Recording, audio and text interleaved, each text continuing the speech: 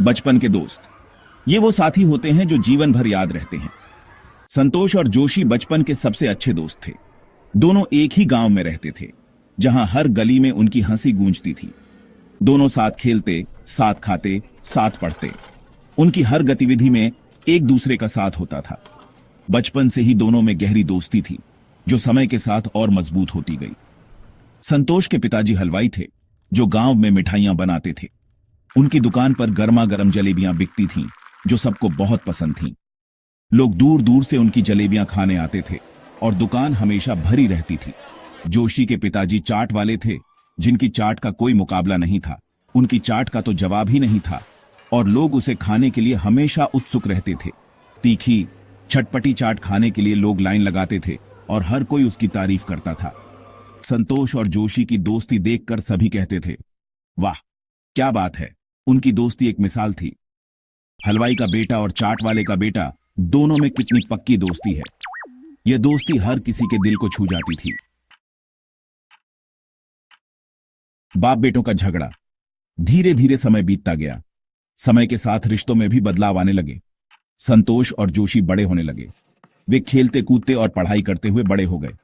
उनके पिताजी के बीच प्रतिस्पर्धा बढ़ती गई। दोनों के बीच तनाव बढ़ने लगा। हलवाई जी ने अपनी दुकान बड़ी कर ली।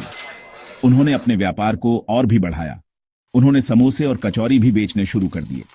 ग्राहकों की भीड़ बढ़ने लगी। चाट वाले ने भी अपनी दुकान का नाम बदलकर चाट भंडार रख दिया।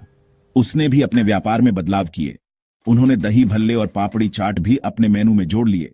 इससे उनकी दुकान की लोकप्रियता बढ़ी। पहले दोनों परिवारों में सिर्फ व्यापारिक होड़ थी, लेकिन अब यह होड़ व्यक्तिगत हो गई। लेकिन धीरे धीरे यह होड़ दुश्मनी में बदलने लगी। दोनों परिवारों के बीच तनाव बढ़ता गया। इसका असर संतोष और जोशी की दोस्ती पर भी पड़ने लगा। उनकी दोस्ती में दरार आने लगी। पिज्जा बनाम पाव भाजी। यह कहानी है दो दोस्तों की, जो बचपन से ही एक दूसरे के साथ थे। संतोष और जोशी अब जवान हो चुके थे। वे एक ही मोहल्ले में रहते थे और एक दूसरे के अच्छे दोस्त थे। दोनों ने अपने अपने पिताजी का व्यवसाय संभाल लिया था। संतोष ने पिज्जा की दुकान और जोशी ने पाव भाजी की दुकान। संतोष ने समय के साथ चलते हुए अपनी दुकान का नाम संतोष पिज्जा कॉर्नर रख दिया। उसने नए तरीके से पिज्जा बनाना सीखा। उसने पिज्जा बनाना सीखा और अपनी दुकान पर बेचने लगा। उसकी दुकान पर हमेशा भीड़ लगी रहती थी। जोशी ने भी अपने पिताजी की दुकान का नाम बदलकर जोशी स्पेशल पाव भाजी रख दिया। उसने भी अपने तरीके से पाव भाजी बनाना शुरू किया। उसकी पाव भाजी का स्वाद लाजवाब था।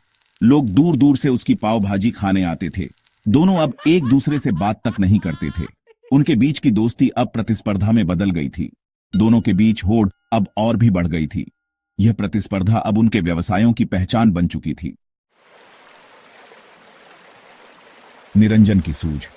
एक दिन निरंजन नाम का एक लड़का गांव में आया। वह काम की तलाश में था। उसने संतोष की दुकान पर काम मांगा।